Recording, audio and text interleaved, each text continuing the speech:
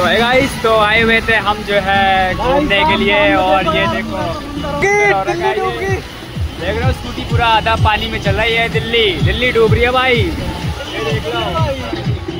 तो ये है बारिश के मौसम में दिल्ली। ये पूरा जो है रोड पे जितना पानी दिख रहा है ये सारा यमुना नदी का बह के आया हुआ बाढ़ का पानी है। तो ये है मेरा दोस्त जो इस पानी के अंदर स्कूटी को नाव के जैसे चला रहा है।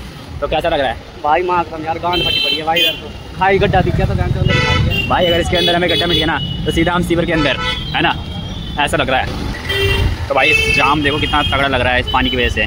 भाई मैं यही कहना चाहूँगा गवर्नमेंट को कि सीवेज सिस्टम हमारा जो है दिल्ली का ठीक किया जाए, जिससे कि जो ये पानी जो है जमा ना हो और पानी जो है सीधा ड्रेन हो जाए।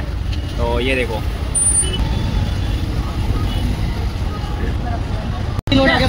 निकला था